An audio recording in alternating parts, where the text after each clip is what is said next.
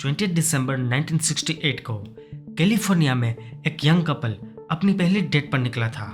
उन्हें थोड़ी प्राइवेसी चाहिए थी, इसलिए उन्होंने गाड़ी को लेक हरमन की तरफ मोड़ लिया।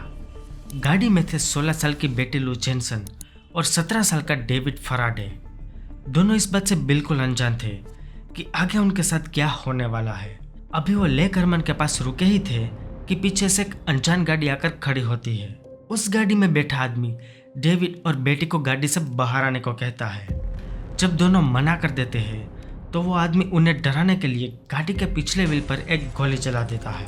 डेविड और बेटी घबरा जाते हैं और तुरंत गाड़ी से निकलकर भागने लगते हैं।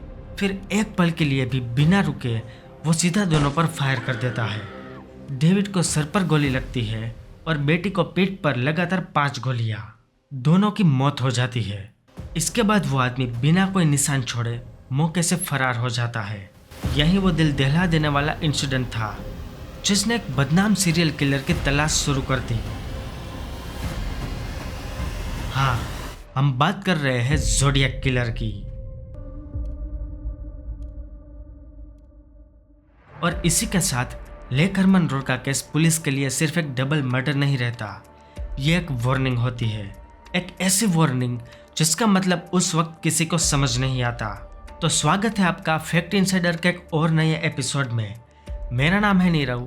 अगर आपको रियल क्राइम केसेस और अनसॉल्व केसेस में इंटरेस्ट है तो चैनल को सब्सक्राइब करना आपके लिए वर्थ इट रहेगा।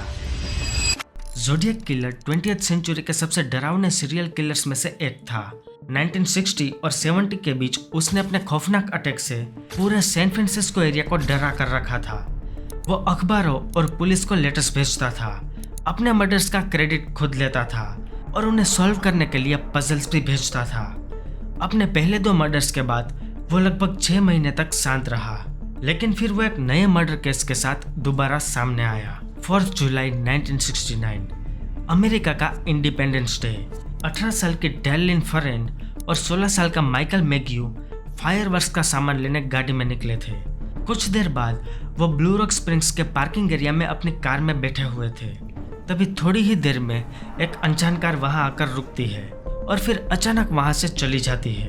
डार्लिन और माइकल को लगता है कि शायद कोई रैंडम ड्राइवर होगा और बात वहीं खत्म हो गई। लेकिन कुछ ही पल बाद वही कार दोबारा वापस आती है। इस बार वो कार उनकी कार के बिल्कुल पीछे पार्क होती है, जैसे उनका रास्ता ब्लॉक कर रही हो।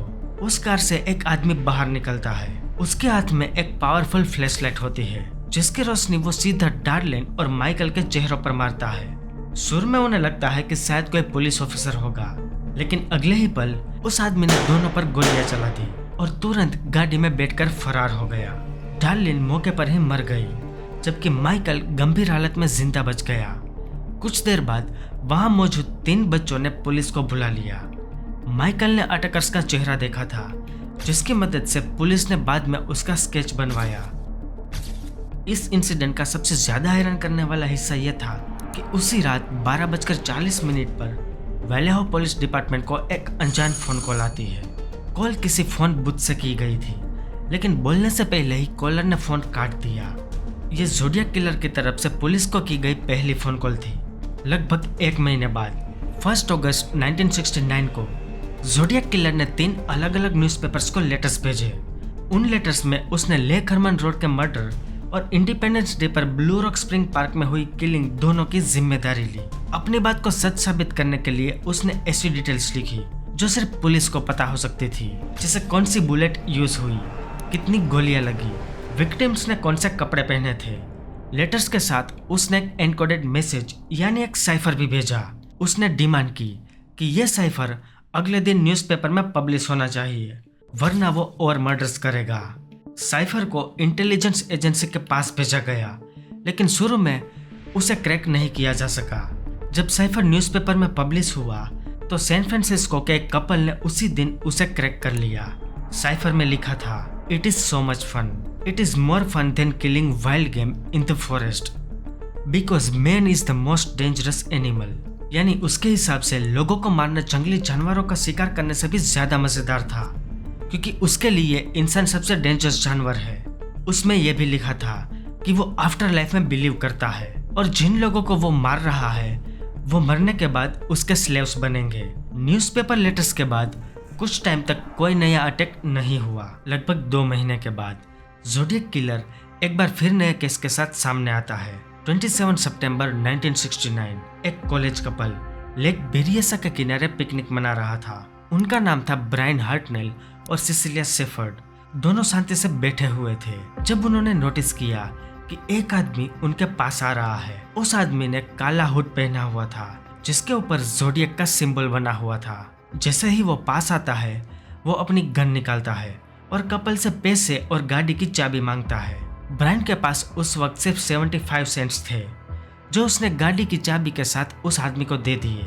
थोड़ी देर बाद वो आदमी ब्रायन को चाबी वापस कर देता है और गन के जोर पर दोनों के हाथ रस्सी से बांध देता है। उसके बाद वो अपनी गन हटाकर एक चाकू निकालता है और फिर बिना किसी हिचकिचाहट के दोनों पर कई बार वार करता है। ये समझकर कि दोनों मर चुके हैं, ज़ोडिएक किलर वापस गाड़ी की तरफ जाता है। जाने से पहले वो कपल की गाड़ी पर एक मैसेज लिखता है और वहां से फरार हो जाता है। उस मैसेज में जगह का नाम, डेट, टाइम और इस्तेमाल किया गया वेपन लिखा होता है। कुछ देर बाद वहां मौजूद एक फिशरमैन दोनों को जख्मी हालत में देखता है। दोनों को तुरंत हॉस्पिटल ले जाया जाता है, लेकिन सिसिलिया शेफर्ड जख्मों की वजह से अपनी जान खो देती है, जबकि ब्रायन हार्टनेल जिंदा बच जाता है और पुलिस को पूरी घटना डिटेल में बताता है। अपने पहले क्राइम की तरह ज़ोडिएक ने उसी रात 7:40 पर पुलिस को फोन किया और इस अटैक की सारी डिटेल्स बता दी। पुलिस ने धीरे धीरे ज़ोडिएक के क्राइम में एक क्लियर पैटर्न नोटिस किया। पहला, वो सिर्फ यंग कपल्स को टारगेट करता था। दूसरा, उसके अटैक्स ज्यादातर वीकेंड्स या हॉलीडेज के आसपास होते थे। तीसरा, वो या तो रात के अंधेरे में या शाम के वक्त जब हल्की रोशनी होती है अटैक करता था। चौथा, वो हर मर्डर का खुद क्रेडिट लेता था जैसे अथॉरिटीज को चैलेंज कर रहा हो। पांचवा, ज्यादातर मर्डर्स पॉपुलर डेटिंग स्पॉट्स पर हुए थे। छठा, ज्यादातर मर्डर्स गाड़ी के अंदर हुए थे। और सातवां, ज्यादातर क्राइम सीन्स पानी के पास थे। इन पैटर्न से यह लगता है कि शायद ज़ोडिएक रिलेशनशिप से नफरत करता था या फिर खासकर लड़कियों से, क्योंकि पिछले 3 अटैक्स में 2 बार लड़के जिंदा बच गए थे। पुलिस को यह अंदाजा नहीं था कि ज़ोडिएक का अगला टारगेट इस पूरे पैटर्न को तोड़ने वाला था। पिछले मर्डर के सिर्फ 2 हफ्तों बाद 11 अक्टूबर 1969 को ज़ोडिएक ने पॉल स्टैन नाम के कैब ड्राइवर को रोका। रात के करीब 9:30 बजे उसने कैब को प्रेसिडियो हाइट्स के मेपल स्ट्रीट तक ले जाने को कहा। जैसे ही कैब अपनी डेस्टिनेशन पर पहुंची, ज़ोडिएक ने पहले गाड़ी रुकने का वेट किया और फिर पॉल स्टाइन को पॉइंट ब्लैंक रेंज से शूट कर दिया। इसके बाद वो कैब से उतरा, आगे वाली पैसेंजर सीट पर बैठा और पॉल स्टाइन की शर्ट का एक पीस काटकर अपने साथ ले गया। इस मर्डर को आसपास की बिल्डिंग के 2nd फ्लोर से 2 बच्चों ने देखा। उन्होंने तुरंत पुलिस को इन्फॉर्म किया, लेकिन यहीं पर एक बहुत बड़ी गलती हो जाती है। पुलिस को जो डिस्क्रिप्शन मिलता है उसमें शूटर को गलती से ब्लैक मेल बताया जाता है और यही एक छोटी सी गलती ज़ोडिएक के लिए सबसे बड़ी अपॉर्चुनिटी बन जाती है। पुलिस जब मेपल स्ट्रीट की तरफ जा रही थी तो रास्ते में उनकी मुलाकात ज़ोडिएक से हो गई, जो हल्की धुंध में पैदल चल रहा था। पुलिस किसी ब्लैक सस्पेक्ट को ढूंढ रही थी, इसलिए ज़ोडिएक पर ज्यादा शक नहीं हुआ। पुलिस ने सिर्फ उसे इतना पूछा कि क्या उसने इस एरिया में कुछ अजीब देखा। ज़ोडिएक ने बताया कि अगली गली में एक आदमी गन लहराता हुआ गया है। पुलिस उसी डायरेक्शन में जल्दी से चली गई। अगर पुलिस ऑफिसर्स रुककर ज़ोडिएक को ध्यान से देखते तो उन्हें उसकी जैकेट पर खून के दाग जरूर दिख जाते। ज़ोडिएक एक बार फिर पुलिस की गिरफ्त से बच निकलता है। बाद में पुलिस को पॉल स्टैन की कैब से ज़ोडिएक के फिंगरप्रिंट्स मिलते हैं। कुछ दिन बाद ज़ोडिएक ने न्यूज़पेपर को फिर से लेटर्स भेजे। उसने पॉल स्टैन के मर्डर की पूरी कहानी लिखी और प्रूफ के तौर पर उसने शर्ट का एक पीस भी भेजा। इस बार ज़ोडिएक ने एक नई धमकी दी। उसने लिखा कि वो स्कूल बस पर अटैक करेगा। इस धमकी के बाद पूरे एरिया में डर का माहौल बन गया। पुलिस ने अगले कई हफ्तों तक स्कूल बसेस पर सख्त निगरानी रखनी शुरू कर दी, लेकिन स्कूल बस पर कभी कोई अटैक नहीं हुआ। जिन बच्चों ने ज़ोडिएक को देखा था उसकी मदद से पुलिस ने एक नया फ्रेश स्केच बनवाया और उसे सब टैक्सी ड्राइवर्स के बीच में फैला दिया। लेकिन इस बार ज़ोडिएक एक बिल्कुल नए तरीके से सामने आया। टैक्सी ड्राइवर के मर्डर के सिर्फ 10 दिन बाद 22 अक्टूबर 1969 को ज़ोडिएक ने ऑकलैंड पुलिस डिपार्टमेंट को फोन किया कि वो उस वक्त के मशहूर लॉयर मेलविन बेले से टीवी शो पर बात करना चाहता है। ये चैनल 7 का टॉक शो था जो उस दिन अपने टाइम से पहले ही स्टार्ट हो गया था। कुछ देर इंतजार करने के बाद ज़ोडिएक ने कॉल की, लेकिन फ़ोन काट दिया। जब दोबारा कॉल आई तो ये कॉल काफ़ी देर तक चली। कॉलर ने अपना नाम सैम बताया। पूरे शो के दौरान 35 कॉल्स आई, जिनमें से सिर्फ 12 कॉल्स ऑन एयर जा पाई। शो के दौरान लॉयर ने सवाल पूछे, लेकिन सैम उल्टा सीधा जवाब देता रहा। बाद में पता चला कि यह कॉल्स ज़ोडिएक ने की ही नहीं थी। जिन लोगों ने ज़ोडिएक की असली आवाज़ सुनी थी, उन्होंने कहा कि यह आवाज़ उसकी नहीं थी। इन्वेस्टिगेशन से यह भी सामने आया कि यह कॉल्स नापा स्टेट हॉस्पिटल के एक मेंटल पेशेंट ने की थी। टीवी शो के कुछ हफ्तों बाद न्यूज़पेपर को ज़ोडिएक की तरफ से 2 और लेटर्स मिलते हैं। इन लेटर्स के साथ भी एक एनकोडेड साइफर था, जिसे ज़ोडिएक दोबारा न्यूज़पेपर में पब्लिश करवाना चाहता था। पहला साइफर एक ही दिन में क्रैक हो गया था, लेकिन ये वाला काफ़ी ज़्यादा मुश्किल था। इस साइफर को अगले 50 सालों तक क्रैक नहीं किया जा सका। फिर काफ़ी साल बाद 2020 में 3 कोड ब्रेकर्स ने कंप्यूटर सॉफ्टवेयर की मदद से इस साइफर को क्रैक किया। इस साइफर में ज़ोडिएक ने अपने बारे में कोई खास इन्फॉर्मेशन नहीं दी, बस इतना लिखा कि टीवी शो पर कॉल करने वाला कॉलर वो खुद नहीं था। लेकिन साइफर के साथ जो लेटर था उसमें पुलिस को एक इम्पोर्टेंट क्लू मिलता है। ज़ोडिएक ने लिखा कि उसने एक बॉम्ब बना लिया है जो उसका बेसमेंट में रखा है। इस बात से पुलिस को समझ आया कि शायद ज़ोडिएक किसी अपार्टमेंट में नहीं बल्कि किसी ऐसे घर में रहता है जहां बेसमेंट हो। उस वक्त बे एरिया में बेसमेंट इतने कॉमन नहीं थे। इसका मतलब यह हो सकता था कि ज़ोडिएक बे एरिया का रहने वाला शायद नहीं था। लेटर्स के लगभग 5 महीने बाद 22 मार्च 1970 को ज़ोडिएक ने हाईवे 132 पर कैथलीन जोन्स नाम की एक औरत को किडनैप करने की कोशिश की, लेकिन वो किसी तरह अपनी जान बचाकर भाग निकली। जब पुलिस ने कैथलीन को ज़ोडिएक का स्केच दिखाया तो उसने तुरंत पहचान लिया। अगले 4 सालों तक ज़ोडिएक लेटर्स और साइफर भेजता रहा। कभी मर्डर्स की डिटेल्स लिखता, कभी मूवी के रिव्यूज भेजता। एक लेटर में उसने बॉम्ब की लोकेशन भी लिखी, लेकिन वहां ना कोई बॉम्ब मिला ना ही कोई ब्लास्ट हुआ। ज़ोडिएक का आखिरी लेटर 30 जनवरी 1974 को मिला। उसमें उसने अपना स्कोर लिखा, मी 37 SFPD 0, यानी उसका कहना था कि उसने 37 मर्डर्स किए, जबकि पुलिस का स्कोर 0 था।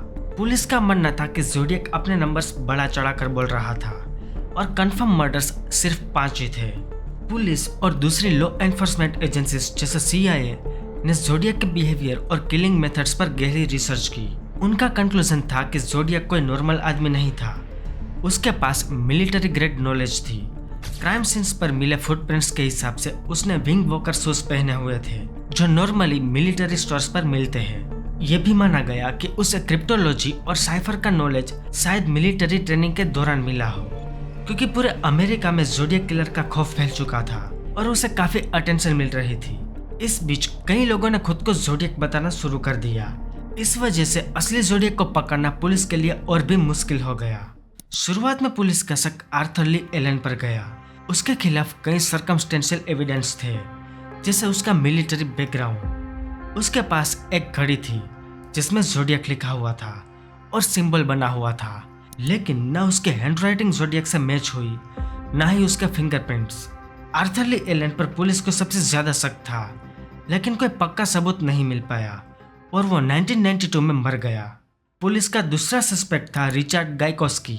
उसकी शक्ल ज़ोडिएक के स्केच से मिलती थी, लेकिन उसकी हैंडराइटिंग और फिंगरप्रिंट्स मैच नहीं हुए। इस तरह पुलिस ने लगभग 50 सस्पेक्ट्स चेक किए, लेकिन कोई भी ऐसा नहीं था जो ज़ोडिएक की प्रोफाइल से पूरी तरह से मैच करता हो। इस केस को बेहद ज़्यादा पॉपुलैरिटी मिली, लेकिन ज़ोडिएक किलर की असली पहचान आज तक एक मिस्ट्री बनी हुई है। आखिर ज़ोडिएक कौन था? उसने इतने मर्डर्स क्यों किए? और आफ्टर लाइफ वाली बातों के अलावा उसका असली मोटिव क्या था? केस ऑफिशियली अनसॉल्व रहने की वजह से इंटरनेट पर कुछ थियरीज भी वायरल होती रही, जो मैं आपको यहाँ दे रहा हूँ। कुछ रिपोर्ट्स और ऑनलाइन फोरम्स में यह कहा गया कि ज़ोडिएक के लेटर्स में जो माय नेम इज वाला साइफर था, उसे मॉडर्न AI टूल्स की मदद से दोबारा एनालाइज किया गया।